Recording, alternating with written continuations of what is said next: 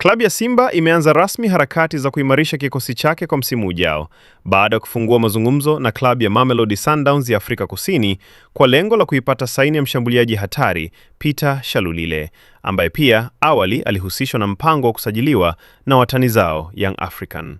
Wakati Yanga wakitajwa katika harakati hizo, sasa Simba ndiyo imeonekana kuchukua hatua ya moja kwa moja kwa kufungua mazungumzo rasmi na Mamelodi Sundowns, ikiwa na dhamira ya kumshawishi mshambuliaji huyo kujiunga na kikosi chao kuelekea msimu ujao. Inaelezwa kuwa mpango huo wa usajili ni sehemu ya mapendekezo ya benchi la ufundi la Simba chini ya kocha mkuu Steve Barker, ambaye ameripotiwa kuvutiwa na aina ya uchezaji wa Shalulile. Kocha huyo anaamini kuwa uwepo wa mshambuliaji huyo utaongeza makali katika safu ya ushambuliaji ya Simba na kuipa timu nguvu mpya katika ushindani wa ndani na kimataifa.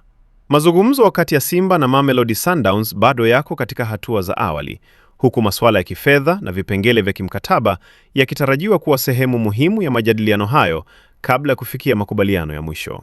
Peter Shalulile amejijengea jina kubwa barani Afrika kutokana na ubora wake wa kufumania nyavu, kasi na ufanisi mkubwa mbele ya lango, akiwa ameisaidia Mamelodi Sundowns kutoa mataji mbalimbali.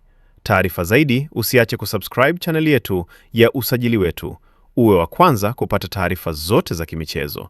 Pia tunapatikana kwenye mitandao yote kijamii: Facebook, Instagram, TikTok pamoja na Twitter kwa jina la Usajili Wetu.